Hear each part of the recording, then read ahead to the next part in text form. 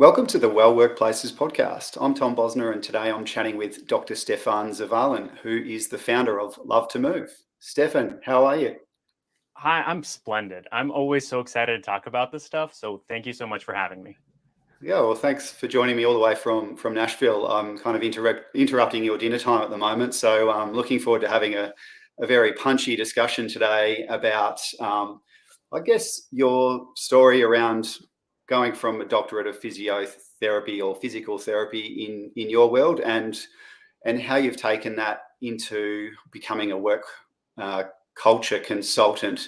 And obviously, that's with your background and your history in the physical therapy space. So, we might just jump straight into. I'd love to hear a little bit more about your story around becoming a physical therapist in the States and what that journey, how that journey went for you. I won't say it's an interesting story, but there's a story around that and how it led to what you're doing now. So over to you, Stefan. Oh, absolutely. Yes, there is a story. I'll say it's interesting. It's okay. I'm allowed, I suppose. Um, it's very interesting how I found out about physical therapy. I had no idea physical therapy existed until the final years of my undergraduate when I was getting my bachelor's degree, finishing up. It was in kinesiology, effectively exercise science, same difference.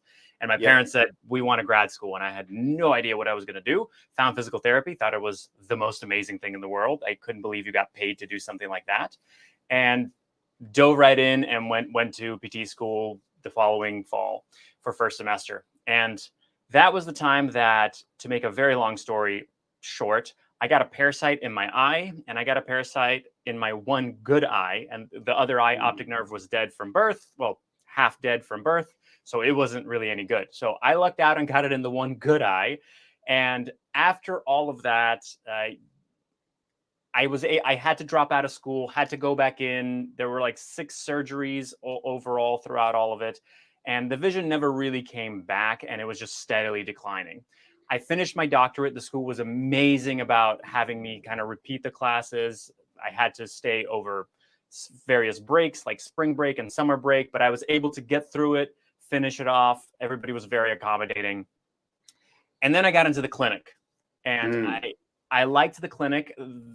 I started in a sort of a skilled nursing facility. And there I realized I'm not going to have a good place to grow here. They didn't have a lot of teaching and all of that. So I moved to the place where I really wanted to work, which was an Australian-based physical therapy place. Oh, there you And go. yeah, the reason I liked it is because they were doing a lot of hands-on physiotherapy. And for me, having poor vision, hands-on, that's my bread and butter. I can do that all day and it'll be perfectly fine.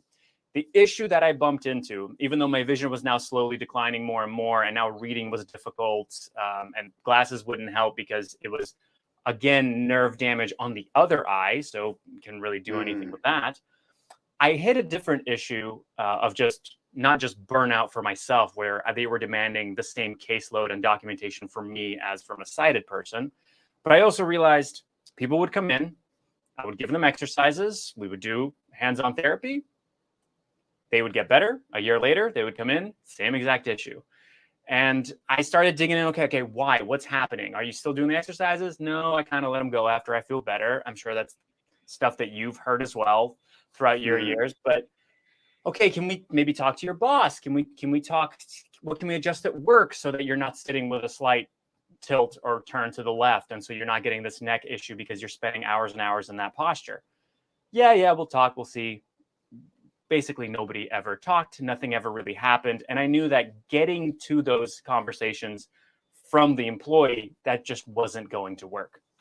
So finally, it came to a head when the vision got so low that I finally got the diagnosis of being legally blind, which is a very interesting gray area because before then, I couldn't legally drive because of my vision, but I was not considered legally blind. I don't understand why there's that difference. Yeah. But the vision finally got so bad that I finally got the documentation. Okay, that's it. You are legally blind. Unfortunately, there were kind of some like friction and stuff with the employer, and it wasn't really working out. And finally, I said, guys, this is just too difficult for me.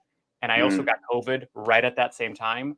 And that felt like, okay, this is the jettison to, I have to start my own thing. I have to start and go do my own thing. And I can't, as much as I love talking to people and giving people the information and the tools, it has to go higher, and it has to go to the culture. We have to accept that sitting in office spaces is just not going to be good for us. And the answer, unfortunately, isn't just to move and exercise more. That exercising more is not quite enough. And so that's what kind of brought me to all of this and sent me on a journey to writing a book, doing a TED Talk, which is still pending. That's what everybody asks. It's in the TED void. It's coming out soon, I hope, soon enough. But yeah, that's been the journey so far. Amazing. Yeah, well, it's a great story of resilience and adaptability. It's also like I can really relate to the being in the clinic, the seeing the patients, giving them things to do, doing the hands-on, and there being a much broader issue at play that's not getting the long-term outcome. And it kind of then comes back to, well, what is going on at the employer level and the culture level and the environmental level as well. It's it's a frustrating cycle, isn't it, when you're a physical therapist or in any allied health and you're dealing with, I guess, like it's kind of like pumping up a flat tire is how I always describe it, is that you can pump up that tire when it needs to, but then it just goes flat again. So Stefan, with the work that you're doing now, it sounds like you're getting heavily into the health education side of things and consulting and helping workplaces with this sort of thing. I'm wondering, from your perspective, when you are educating people about the physiology of how the environment can affect your physiology, what are some of the main things that you end up discussing? So one of the biggest thing is really sitting time that we end up discussing, and to what degree that it affects you. I love talking about this on more of a timeline, and I'll give you the longer version of the timeline because that's the interesting part that people always want to hear about. So luckily enough, a lot of this research is done in Australia because you guys are fantastic. So at about 20-30 minute marks, we're seeing that there's gene expression for muscle breakdown. Now, I always have to say that gene expression for muscle breakdown simply means your body maybe starts to sort of think about possibly breaking down muscle. Don't misconstrue that, whoever's listening, as your body starts breaking down muscle at that point. Not that fast, not at all. We also have reduced blood flow to the brain at 30 minutes. We also have reduced metabolism of fat at that time at 30 minutes. We go to an hour, we're now seeing more stiffness in the lumbar spine. That's where people are getting some of the back aches, more so in males at 1 hour than females. And there's just this general, we have a reduced accuracy with cognitive tasks. We jump to 2 hours, everybody's backs are more stiff. And usually this is where the discomfort of, be it your shoulders, neck, back, knees, is starting to really elevate for people when you're really sitting up to that 2 hours. And your ability to think creatively, you make 50% more errors at 2 hours of sitting. So that's if you're sitting nonstop for that amount of time. Now, if we jump total sitting throughout the day, if we go to 6 hours, which is really not bad, but at 6 hours, increased risk of anxiety and depression. At 8 hours, doubled risk of cardiovascular disease, which is huge. In the States, the cardiovascular disease was the #1 killer, even during all of these last 2 years. So still a huge issue. But here's the nice thing, before I give you the final stat, is all of those things, if you go out and you exercise, you can effectively reverse them. If you get up and move for about 2 minutes for those first half hour to hour kind of intervals, that reverses that. If you have a nice 150 minutes of activity throughout the week of moderate activity, as a bare minimum, you should really go above that, but as a bare minimum, the 8 hour part is okay. The scary part is the 11+ hour mark. So 11 or more hours, and they did this study on, it was more than 200,000 Australians. So very applicable in this case. Sitting more than 11 hours a day increased the risk of premature death by 40%. 40. Wow. And it did not seem to reduce with exercise. It did not correlate that much of a reduction with exercise. Now, the question is, how much are we really sitting? Globally, for office workers, it seems like it might be somewhere around 12 hours. In the States, there are plenty of people, some of the averages are up to 15 hours. My God, So what are yes, you it seriously? depends. What are people doing with their day? Like, why are you sitting for that long? Isn't that insane? And Right. you and I are standing right now and fidgeting around as we talk. Very physical, very physiotherapy of us to be standing and talking. Gee, it's a really interesting timeline, Stefan. Hmm. And no, I don't know the study that you're referring to, but I kind of know those things in principle. One thing that all of that makes me think about is kind of the person that goes to the corporates that we work with in our business at Pinnacle Health Group. Some of them they're pretty much weekend warriors, so they'll go and work out on the weekend, Hmm. and or they'll go to the gym early in the morning before work, and then because we've all been working from home for so long, they're even moving less during the day. So they're really up to, and I've been talking about, I've been using the phrase the active couch potato, meaning that you're active in the morning. Good on you. You've done an hour of exercise or something, and whether that's high intensity or just a walk. But then you're kind of sitting all day. So maybe you're not really negating all that sitting just by doing one thing in the morning. And it's kind of, whilst I'm explaining it in very generic terms, you're actually giving the study that sits all behind that. But the 40% increase in, was it, sorry, the 40% decrease in, It was just or an increase in all-cause mortality, so risk of yes, yeah. premature death. Yeah. Wow, that's insane. Yeah, that's really insane. And I guess what that then comes back to is for us, or I say you and I, because we're on the same page with this, and Mhm. we're obviously both passionate about um, the risks of sitting for too long, and we've all heard of the sitting is the new smoking kind of phrases getting dropped around. It really is. And I guess what I tend to get, or what we tend to get in our business, is cool. So if sitting is a problem, what do we do? Do I get a standing desk? I'm interested in maybe this is going a little bit off piste here with our conversation, but with standing desk, I'm assuming you get asked the same question around, best ways to bring that into your home office environment or at work. Is that something you get it as well with questions? Oh, absolutely. And I'm going to kind of slide into another topic here because it works really well with the standing desk question. Yeah. To quickly answer the standing desk question is, I don't think you need to get a standing desk is not going to solve a problem of habit of sitting too Mm. much, because I have too many people that get a standing desk and never use it. Or they'll do the weekend warrior thing where they'll use it for 20 minutes first thing in the morning, and then they'll bring it down and they stay there. That's, you just spend $500 or however much, depending on the kind of desk you get, for nothing. There's no reason for that. Like you said, we're both standing up. I stand up for all of my Zoom calls, and I proudly wear that mantle. I use a stack of books. I don't have a standing desk. It's all about habit and building up that habit. A standing desk would be better. It helps you, but build up the habit first. And the piece that I wanted to touch on is this idea that I love talking about, is moving more versus sitting less. So we talked about the however many hours we're sitting, be it 12, 13, 14 hours, depending. And now with the pandemic, many people just sit even more because they don't have the time to walk to their car to the commute. Some people got great and started exercising. Other people just sat more. We think that, okay, I'm sitting 13 hours. If I do an hour of exercise, I'm in the clear. Well, if you do an hour of exercise, that just means you're down to 12 hours, maybe. If you're, or maybe you just found another time to do it, you're still sitting that 13 hours. You're still not reversing that 11 or more hours. To get under the 11 hours, you would have to do 2 hours of exercise a day, which is, it's extreme. That's a lot for people to do. And for those people sitting 15 hours, are you going to have to do 5 hours of exercise or whatever it may be? We can't push this idea of moving more to scale. You should move more. Exercise is fantastic for you, but to a point. And that's where I say sitting less is a little bit different. That's where you go, and I'm going to stand up for a Zoom call. We're going to do walking meetings. I know that your team does some walking meetings as well, where, hey, we're bringing up this culture of, we're still doing the exact same work. We're not adding other things we're doing. We're just not doing it in a seated position. That's really the big difference.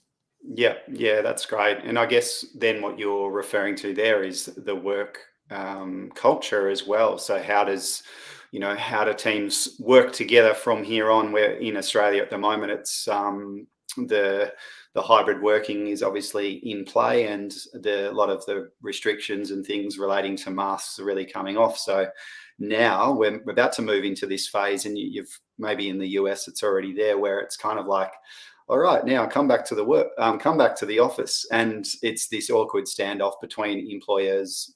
Well, not awkward. It's just a bit of a standoff as to how the hell does this work? And at the moment, the communication from employers is, we want to connect in person because that's great for building teamwork and all that kind of thing. But for a lot of people that have been working from home, they've maybe found some new routines and rituals that are healthy for them. Maybe a lot that are unhealthy, and they're kind of in a rut perhaps. But yeah, finding that awkward balance now is going to be really interesting from a physical well-being standpoint.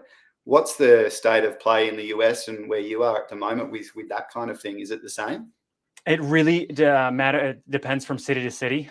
Here in Nashville, people are, it feels like it's pre-pandemic almost times. A lot of places will have the sign up of wear a mask, but they won't even enforce it. Whereas in others will not let you in unless you are wearing a mask. Most people here aren't wearing masks. We usually do when we go out. But it's a lot more lax. A lot of places are going back to work, but you're right in saying that many people and many workers are saying, we don't feel comfortable, even though you, and given wherever you might, the actual building, office building might be, whatever city, you might be comfortable with us going in. We are not. And so some companies are finding that though they're ready to return to the office, their employees are not. And all of a sudden they have to say, all right, maybe we do a hybrid. Maybe we do, certain teams are just fully remote, if that's a possibility. Yeah. Okay, that's interesting. And I'd imagine for the education that you're doing virtually, and some of the programs that you're running, you're probably just finding that that sweet spot of how do I inspire the healthy change with this group of people. And from a cultural change perspective around movement at work, what are some of the things that you mentioned? Walking meetings, also, education about how the sitting, the physiology of sitting, as you put it earlier. Is there any other major things that you talk about from a, I guess, cultural change perspective, or any initiatives that you sort of facilitate or initiate in workplaces? Absolutely. I have a whole course on this, so I'm going to condense it really, really short. There are three big questions of why do we move, how do we move, and where do we move? So the why comes down to the motivation, and the way that we get to the motivation piece is basically ask yourself, why do you move? Whatever your answer may be, I move because it's my job. Why do you need a job? Kind of a silly question, but then you go down, I need to make money. Why do I need to make money? Because it helps support my family, helps support me, because it makes me happy. And you go all the way down to the core value. So it's helping the team find, okay, what are different people's core values, and how can you make sure that you're motivating each other? Because something that might motivate one team member and saying, yes, I love running 5Ks, is going to do nothing for another team member. So it's finding what is going to motivate those people, and how can we make sure that they're having that inspiration. I love to use the word inspiration, in order to actually have some of this movement and changing these habits. The second part is the how do we move, which is what are the physical limitations, mental, emotional, social limitations. Physical is pretty self-explanatory. Emotional and mental is where I kind of go, you physically might be able to ride a bike, but because somebody crashed into you, you have a block and you're like, I'm never riding bikes ever again. I don't want to deal with that. So people might have that around various things and they don't want to do it. Maybe standing for Zoom meetings is a socially limiting thing. If the rest of your team is sitting and you're the one person up and standing, you feel awkward. That's a social barrier. So finding what are the things that you can do about the how are we going to move? How are we going to implement this for our team? And then so we did the why, we did the how, and the final is the where. And this is more so around what is the layout of your office like, and what are you in control of? And that breaks down into more pieces. But the biggest thing that I can say is intention. I give a great example with a trash can. A lot of times we put the trash can right under the desk, and we try to, and it's so easy just to throw something out right there. You don't have to move. But you always miss it, don't you? When you throw the bit of paper in, you always miss it. It's like, and then you have to get up and go get it. But even putting it on the outside of your desk, all of a sudden you have to do a slight side bend to throw something out. Maybe you have to stand up a little bit. That's just a small kind of example of this is how you do it with intention. So what is the intention? Not that everything in your office has to be done with intention, but if you place it with good intention for several things, it's almost natural that movement kind of comes into it.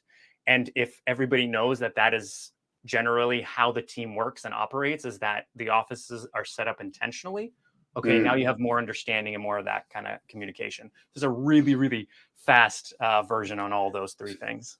Yeah, that's really good though. I like how you broke those down into three bits. I think probably the other part of that, which you probably go into as well, is kind of the role of that team leader. I think there's a lot of value in where things go really well at work for a lot of people is when the manager has a great relationship with the people that they work with or work for, or however you want to put it. And so if the leader or the team, I'll call it a team leader, if the team leader's like this sedentary human who doesn't get out much, who works too hard and works late, and sends emails at weird times.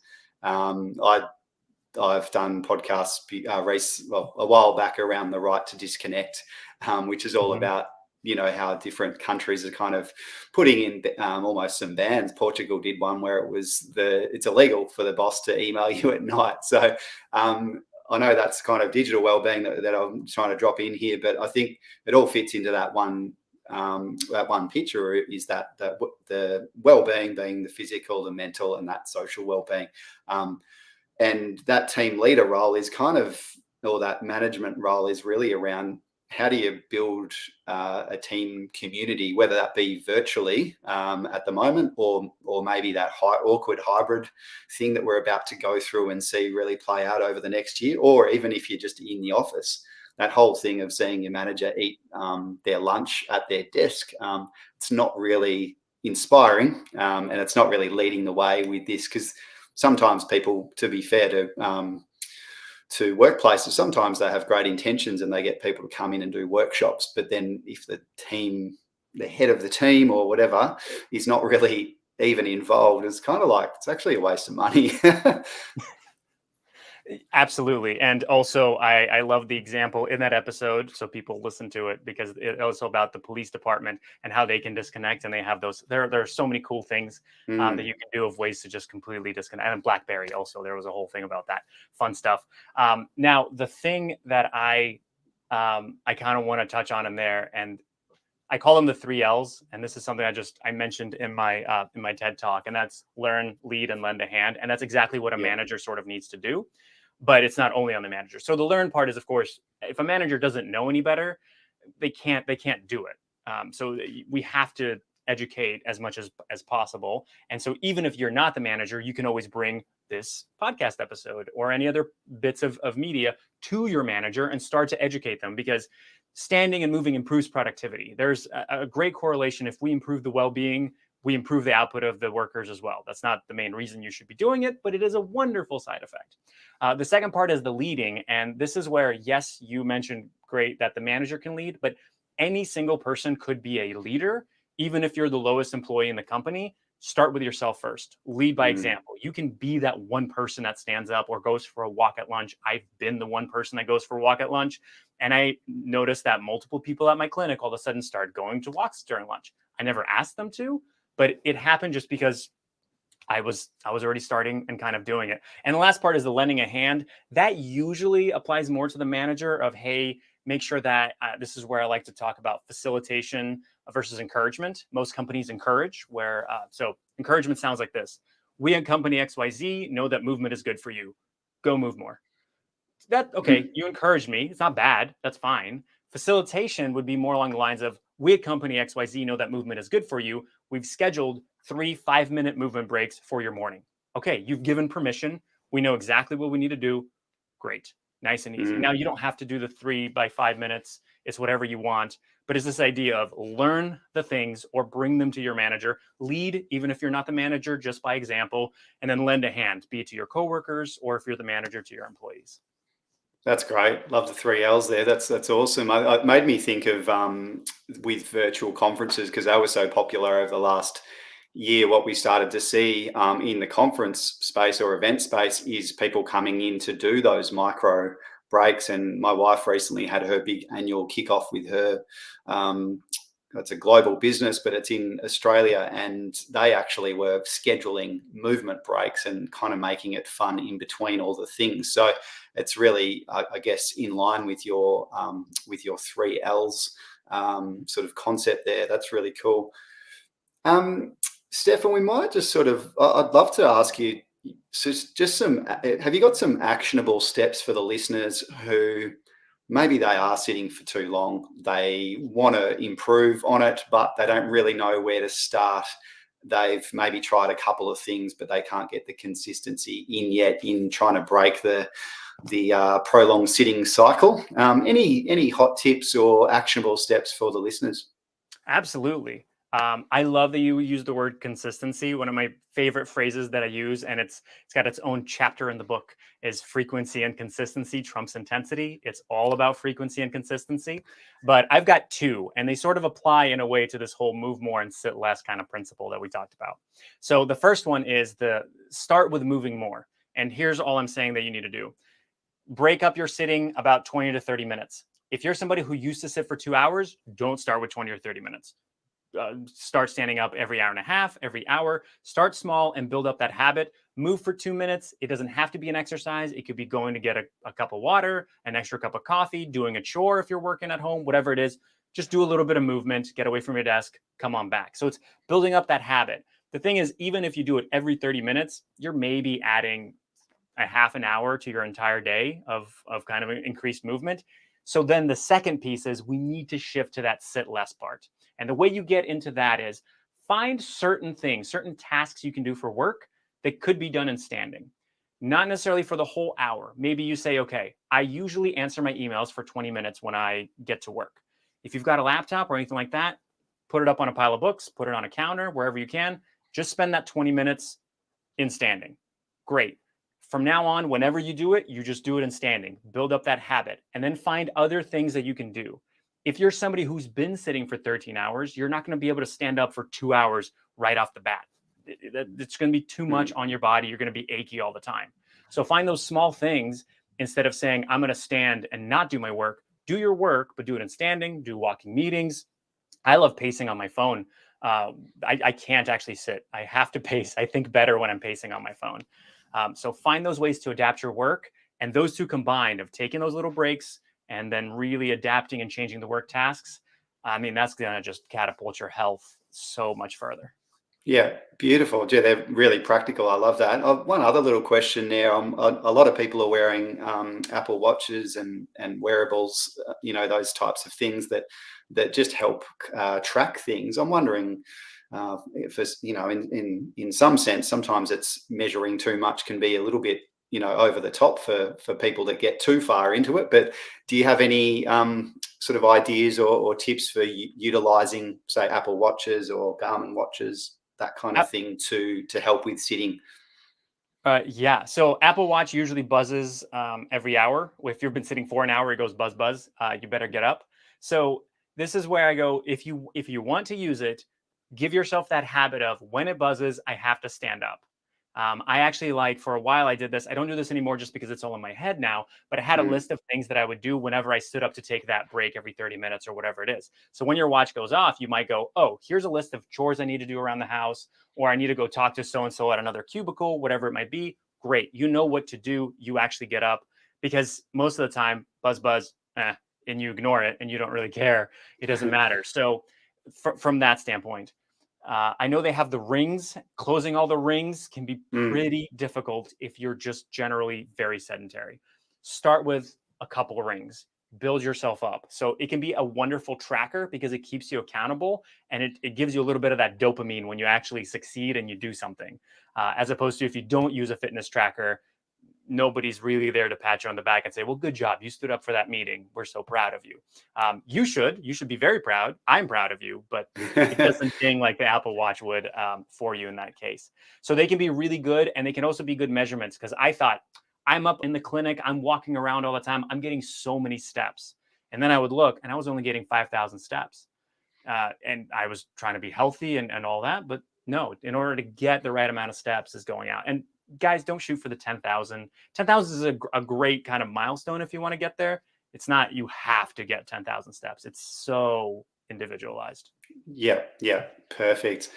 Stefan, you've covered so much today, and I really appreciate your time. I know you've got probably a nice dinner to get to there, but what I'll do for those that are listening, I'll put Stefan's details in the show notes so you can connect through to him and have a look around, check out his TED Talk when it's released, and check out his awesome book as well.